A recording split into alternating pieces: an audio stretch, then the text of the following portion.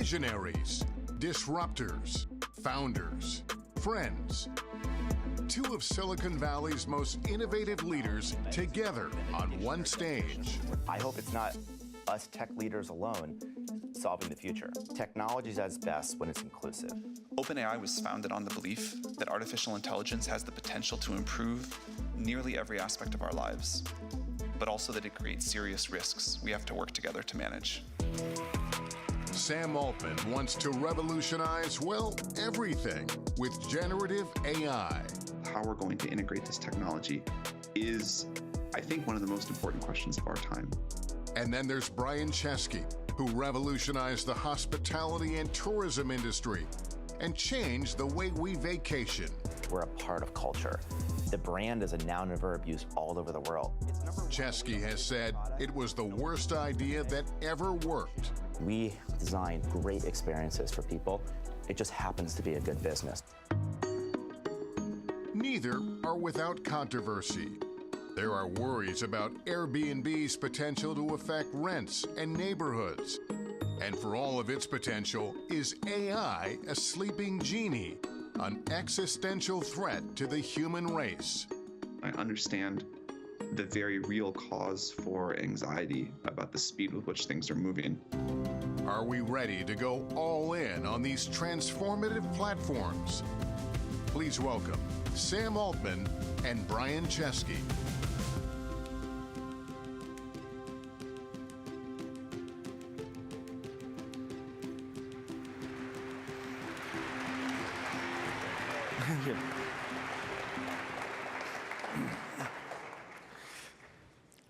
Well, you guys get all the applause. I've invented nothing.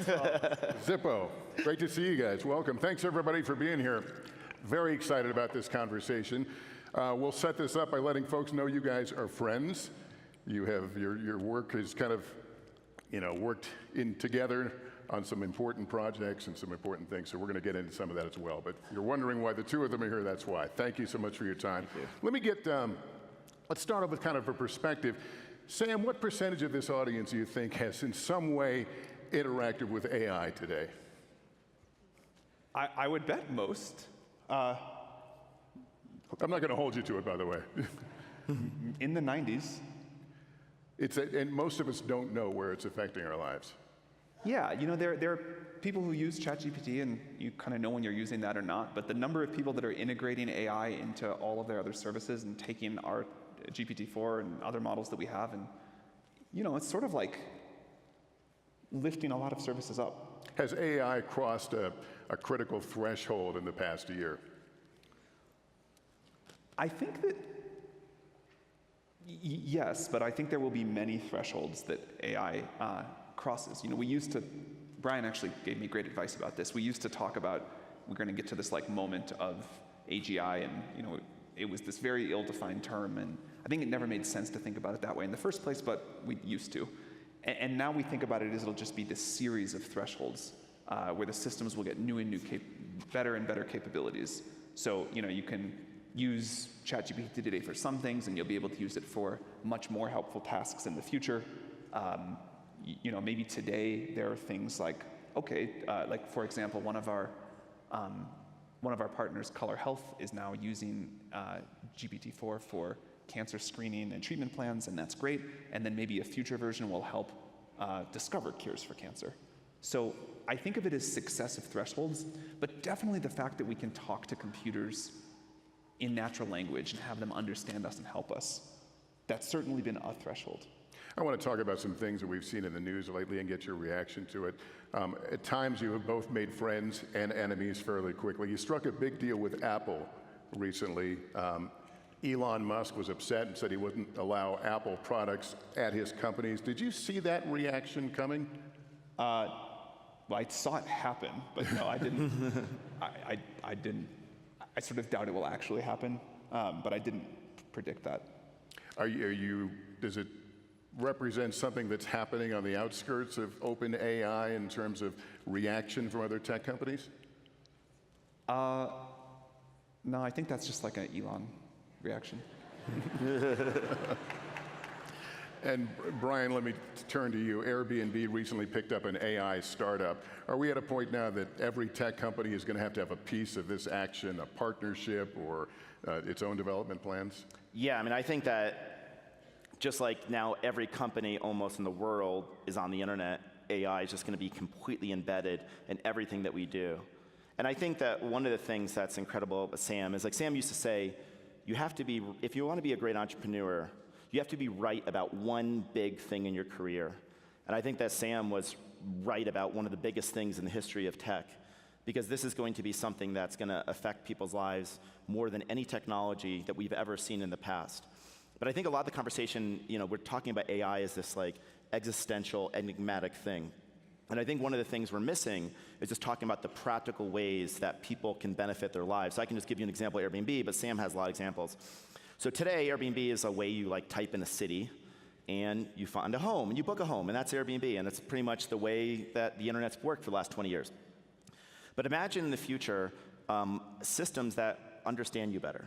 That's the real promise, a computer that can understand you. They're gonna ask you like, well, who are you, Lester? Like, what are your hopes? What are your dreams? Like, where do you want to travel? What do you one day want to do with your life? And then it could actually understand you and be more of a matchmaker.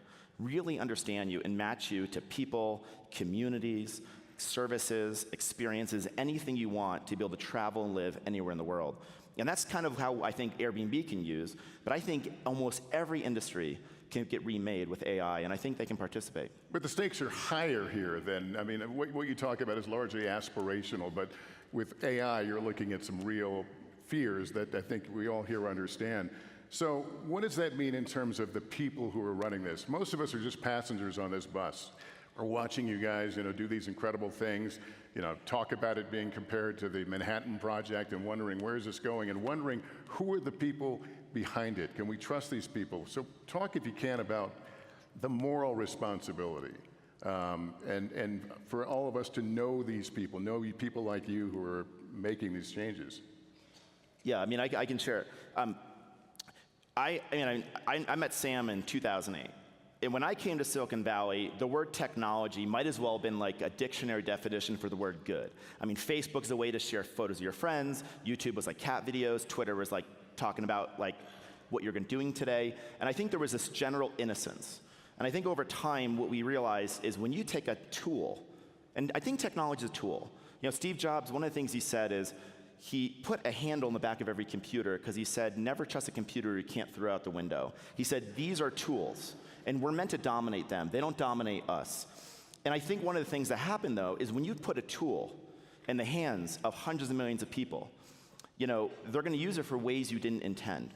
And I think we are much more sober and realistic in this new generation, because I think we learned a lot of the lessons of the last generation. We learned about how technology can be used mostly for good, but there's always unintended consequences. And so I think this time, one of the things I've seen Sam do is he's been very cautious, not Pollyannish at all, about where this technology is going, and really telling governments there actually is a need for regulation. Sam, I want to get your take and give you a chance to talk about your firing. You were fired from your own company. Why? Let me first touch on something that Brian said with your earlier question, and then I will be very happy to talk about that. This is going to be a huge change in society. I think, unlike other technological trends, we're aware, even if today we're like, okay, ChatGPT is this like very helpful tool, and it's, once I use it, I'm not scared of it. There is a sense of super understandable anxiety about where this is going to go. What does it mean if these tools keep getting more capable at the rate they've been getting capable at? And there's tons of wonderful things, and we could talk about those all day. But there is this, what is the future going to look like, even if we solve every safety problem, even if we solve every misuse problem, even if we figure out the perfect regulatory regime? Like, what are our lives going to be like when it's not just like the computer understands us and gets to know us and helps us and do these things, but we can say like, hey computer, like discover all of physics, and it can go off and do that. What does it mean when we can say like, hey, start and run a great company? It can go off and do that. So that's a big change. that's a lot of trust that we have to earn to be some of the stewards. There will be many other people working on this, of this technology, and we're proud of our track record. I think if you look at the systems that we've put out and the time and care we've taken, we've been able to get them to a level of generally accepted robustness and safety that is well beyond what people thought we were going to be able to do when we got to these initial systems a few years ago. Like when you looked at GPT-2 or GPT-3 and said, are we going to be able to make this safe enough to use?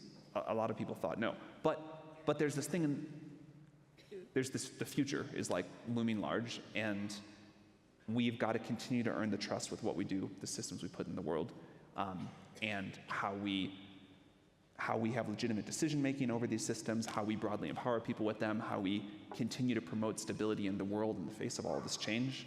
And it makes people very anxious. And the whole board firing me and coming back thing, I mean, Brian was an enormous help during that.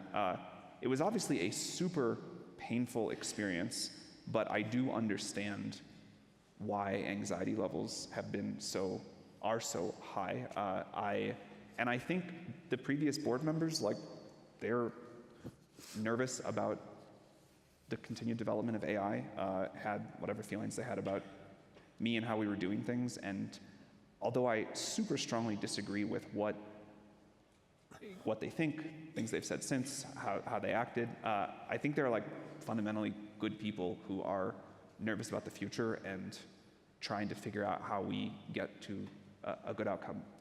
I'm super excited with the new board. They're extremely constructive and helpful and experienced and strong, and it's been a very productive thing since then. But that was a horrible experience to go through, not during the moment where it was just like, this is a crazy thing, let's figure out how to undo it, and Brian was unbelievably helpful, but then the period after that, where I just had to kind of pick up the pieces in this state of emotional shock, that was really bad. You were trying to pick up the pieces. You were picking up the phone, Brian. Yes.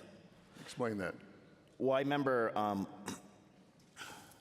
so maybe just to go back in time, when ChatGPT launched, it launched in late November 2022. It was a phenomenon unlike anything we'd seen probably since the launch of the iPhone. I have no recollection of anything. And we knew overnight everything was going to change. And I remember meeting with Sam, and I said, I've been through a little bit of this rocket ship before, and I'm not going to advise you on the core research of AI, but when it comes to marketing and stakeholder management and PR and design and product and everything that's not that, you're going to go on a rocket ship. And I'm only where I am today because people believed in me and people helped me. And one of the great things about Silicon Valley is a high trust place where people will help. So I just wanted to be helpful to him. So this goes on for about a year. It's 1 year later, and I get a text message. And it's actually from somebody else saying Sam was fired from OpenAI. I was like, fired? And I immediately texted him. And I think his text back to me was 5 minutes later. He had just found out he was fired. And he said, so brutal. And I go, what happened? So we get on the phone, and he doesn't know what happened. It wasn't fully explained to him. And by the way, his co-founder, who was also on the board, was removed from the board. And that seemed to me very suspicious. So I got on the phone with him and Greg, and I felt really comfortable with the circumstances that this was not a fair process. And I think there should always be a fair process, but especially if they're founders, because they're very, very difficult to replace. And what I noticed in those first 24 hours was not a lot of people sticking up for Sam. And I, in my darkest times, in my crisis, have had people stick up for me. And that's what I wanted to do for Sam. And we talked through things, and I said, I think the most important thing for you to do is just be completely transparent internally and externally with what you know and what's happening. But the most remarkable thing, and the thing that made me really want to defend him, was you learn a lot about people in a crisis. If you really want to know what someone's like, see them in a crisis.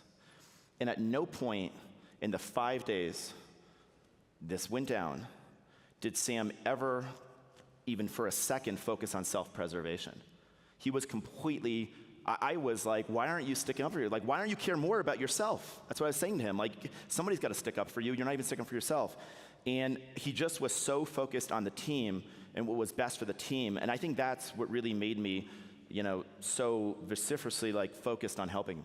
I want to turn, Sam, if I can turn to some of the bad publicity you've received lately, including the dust-up over the voice of Sky. One thing that could help clear up the concern over the similarity of Sky's voice to Scarlett Johansson would be to hear from the actor who you say was hired to be the voice of Sky. Is that something that you will do? Certainly if she wants to. I mean, I know she's made statements through her agent, but I don't know where, I mean, anything she wants to do would certainly be fine with us. The whole thing opens up certainly a larger question of what do we own in an AI world? Do we have control over our likenesses? We're seeing deep fake porn right now, people's heads being swapped. These are harmful on an individual level. How, and I know it's not unique to OpenAI, but how is the industry going to respond to this? I mean, we think the industry needs to take a super strong stance on that.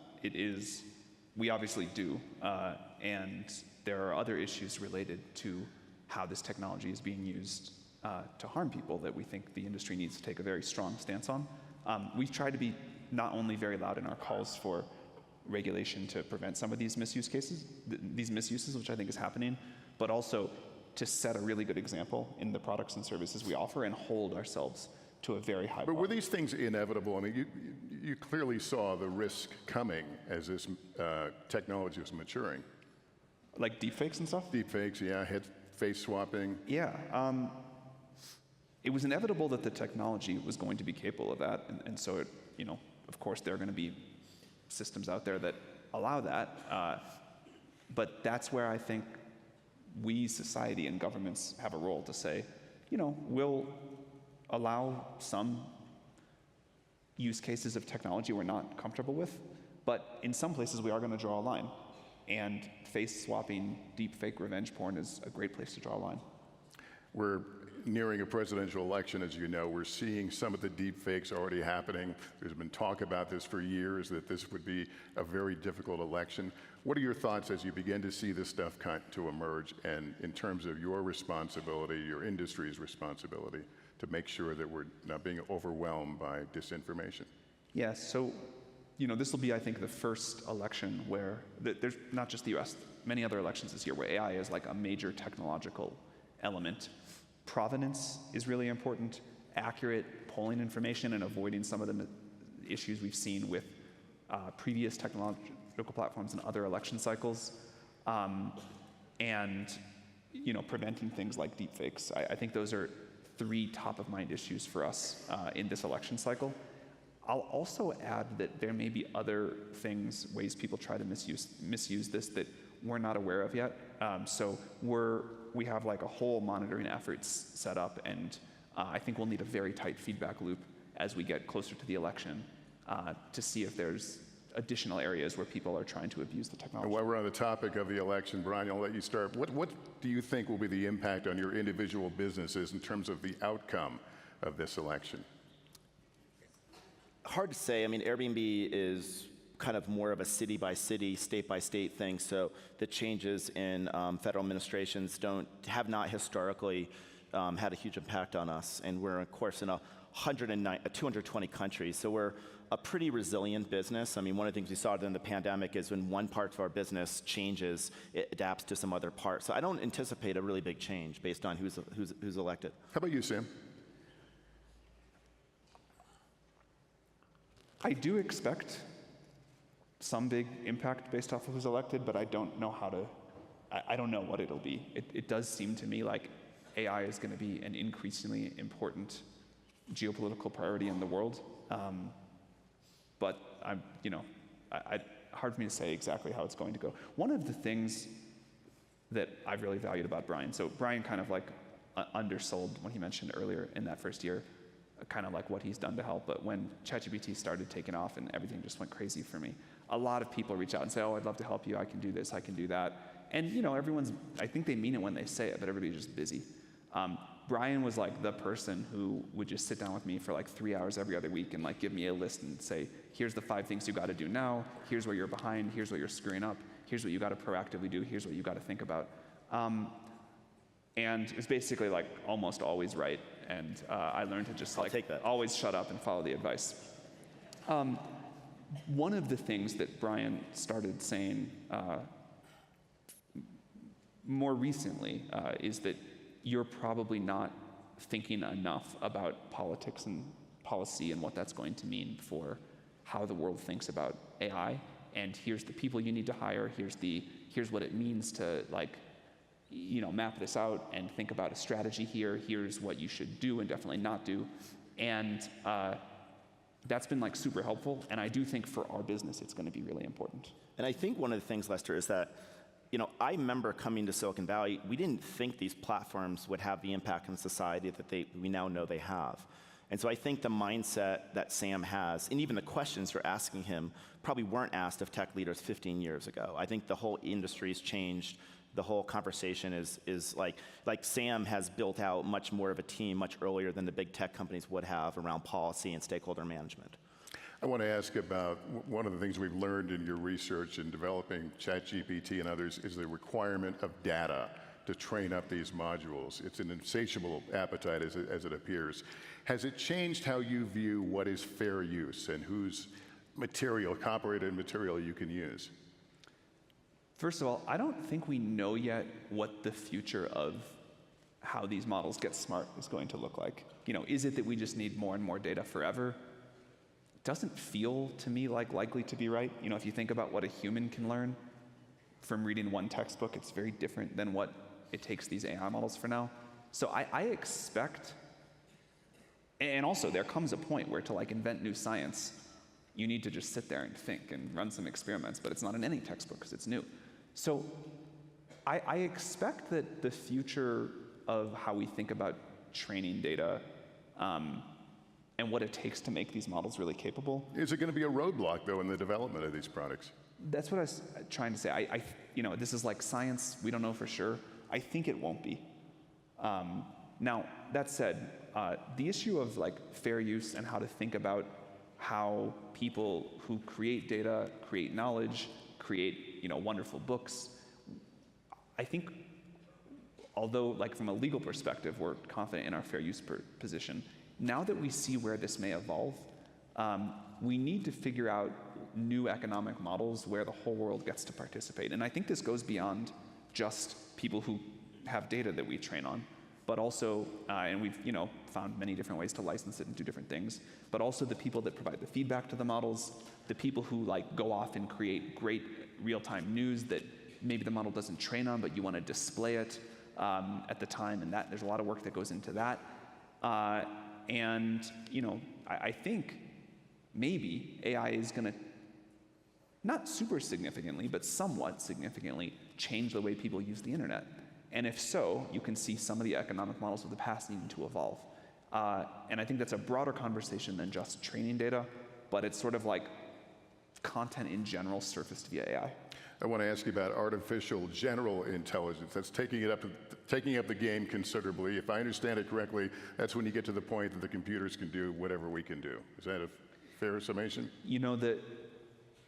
I think I was wrong to initially think about it as this one moment, as we talked about, but it does seem to me, and now I think people use AGI to mean all sorts of things, it does seem to me that trying to sort of roadmap out for the world where we think the significant increases in capability will be, can do what people can do, can create new science, can do what whole companies can do.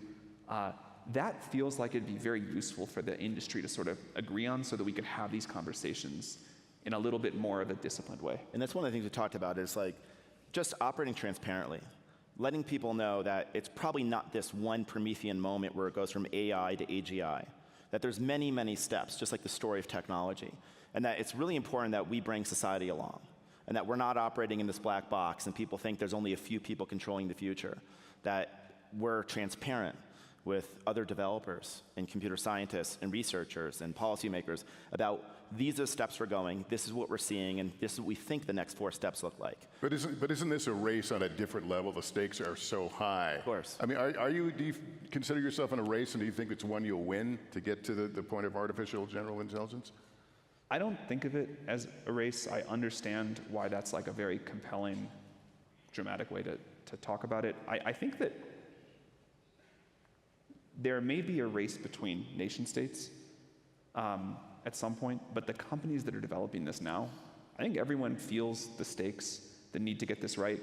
I also think, to Brian's point, that there's not this milestone we're all racing towards. It is this continual evolution of technology where we melted sand and figured out how to like turn it into transistors, and then figured out how to like build an operating system and do a certain kind of programming, and we made it bigger and bigger, and then we figured out how to like train these systems that are sort of smart in some ways, but they're not off like running as these autonomous things. They're tools that we're using to do more than we could before. In the way that we used computers to do more than we could before without AI, and in the way we used machines in the Industrial Revolution to do more than we could before, and in the way we used agriculture to be able to have time and space to do more things than we could before. And I don't think it's this race to a milestone. It's this ongoing, the next step and the next one and the next one, and the tools are going to get better and better. But what happens is it's not like, for sure, technology is not neutral and tools are not inherently neutral things, but the impact we can have by building the tools is important. We want to get that right. People are going to go use these tools to invent the future that we all collectively live in. And what one person can already do now, before ChatGPT existed, is an impressive leap. And by the time we get to GPT 6 or 7, what one person can do will be incredibly increased.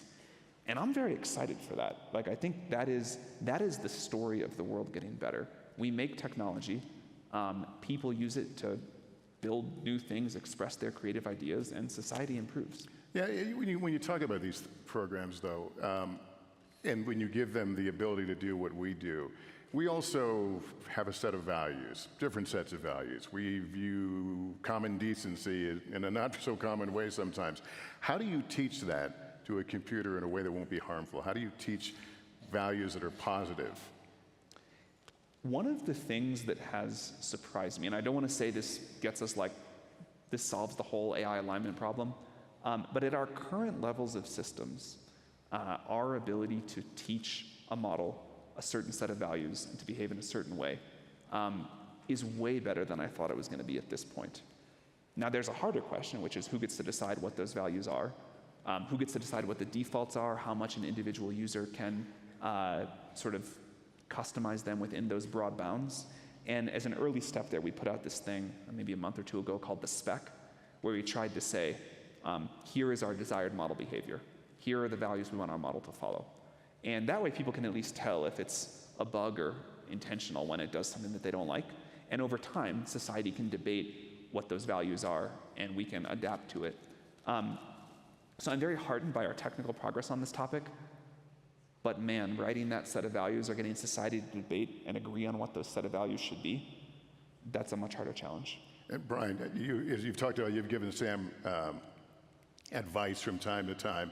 I read somewhere, I don't have the exact quote in front of me, at least I can't find it right now, but the notion of go for it and figure it out later. I don't know. What is the quote? It's the idea that you have believed that you need to go for it when it comes to this kind of research. Are there brakes that should be put on?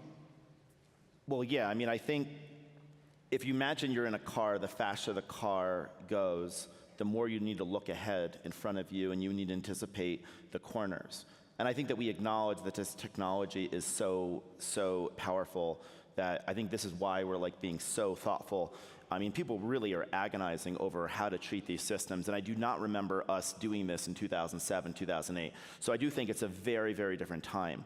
I mean, one of the things that Sam and I talked about was bring other stakeholders in early. And one of the things we did last year was we went on a tour around the world, meeting with people. It was mostly, I think, a way to get feedback from people, educate people, and really get feedback. So I think the key point, Lester, is we never go so fast that we leave society behind. That we only go as fast as to bring everyone along. And I think that if everyone here could feel like they could participate and they could have their input into it, then I don't really think there's a huge thing to fear. I think the thing to fear is something we don't understand or we're left out of, and something that runs away from us that we can't control. And so that's the future we don't want to live in. Also, it's quite interesting. If you say the word AI, it can be scary. You say ChatGPT, it doesn't sound as scary because it's a very tangible tool. So I think we need to also just focus on like that which is in front of us, and how can we help people? There's a lot of problems right now. And OpenAI, I mean, it can lead to a lot of scientific research and discovery. ChatGPT can be an incredible tool for artists. You know, with Airbnb, we think it can really bring people together. We're living in this huge epidemic of loneliness. We can use this to help bring people together. At the end of the day, it's not the technology, it's the people with the technology. It always comes down to the people, their values, and are they good people? The way I sort of think about this is we need to learn how to make safe technology. We need to figure out how to build safe products, and that includes like an ongoing dialogue with society about, hey, this has this impact I didn't expect or don't want, and also you're not letting me do this thing that's really important for this reason you didn't understand. So the way that we talk to the broader world and the people that use and impacted by our products and let them reflect what they want. And then also like a safe operating plan, which is we get better and better at predicting capabilities. Research is, of course, an open question. You don't always know where it's going to go, but before we start training a new model, we'd like to be able to say, here are the dangerous capabilities that we think could happen. We have a preparedness framework to test them. Sometimes this takes a very long time. With GPT-4, for example, we had about 8 months between when we finished training and when we released it, including lots of like external consultation and red teaming. Future models may take even longer, but it is very important to get the feedback from society. One thing that I don't think is good is to let a huge capability overhang build up, and then we haven't had that feedback loop with society. So we do need to figure out how to balance that, but yeah, you know, taking the time to get it right is very important. Are you ever inclined, or you think you'd ever be inclined to back up, to see the future and find it is maybe as scary as some people have suggested? Are you prepared to hit that moment where you have to take a step back, even as your competitors may want to move forward? For sure. There are things that we have built and chosen not to release or held back for long periods of time. There are plenty of other companies that would release things that we won't. We're not going to get every decision right, of course, and we also may at some point deploy something and need to take it back, but there'll also be things that we just don't deploy. You know, we talk about these scary images. Did it help when you compared where you are with AI with the Manhattan Project, the race to build an atomic weapon? Was that helpful for you as you try to make your case? I mean, we try to give a number of historical analogies because we think it is important. We may be wrong, we may be right, but it's important for us to tell society what we believe the level of importance of this technology is. There's no perfect historical analog for any new technology. So we can say there were some things about the Manhattan Project that are like what we're doing now. There's some things about the Apollo program. There are some things about the iPhone. There are some things about that iMac with the handle, which I also really loved. There are some things about the internet. There are some things about the Industrial Revolution. But what I think is important is to say, here are the parts where we can look to a historical analogy, and here are the parts where we can't. And the shape of this technology and kind of the decisions and the impact, it is fundamentally like a little bit different than anything I think we've done before. It's different than the Manhattan Project. It's not a race. It's not going to be done in secret. And I think nations can collaborate together, and there could be a transnational kind of group or body that could really kind of align to make sure we're all on the same page, which would be best for society and frankly probably best for entrepreneurs so they don't have to comply with like 200 different laws. We think that's super important to get some sort of global framework and cooperation. I think we're really going to need that. I think one of you mentioned the nation states. Is there a risk of nation states taking this technology and using them in a dangerous way? Or absolutely, and I think you always have to be really, really careful about like who you're putting this technology in the hands of.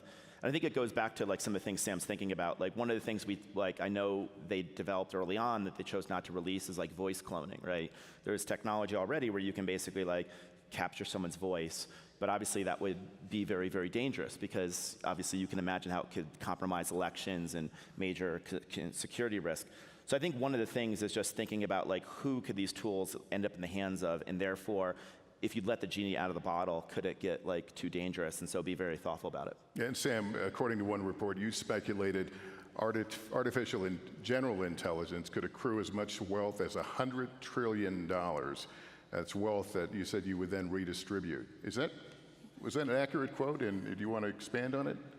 I think the sort of point I was trying to make was that I thought it could like double the world's GDP, which feels like reasonable to me and certainly would be in line with other technological revolutions. Yeah, we do think this is just going to be a massive driver of productivity. And already at this early stage, seeing what people are doing with it to sort of vastly improve products and services. Do you understand how that would sound to a lot of people, though? For sure, of course.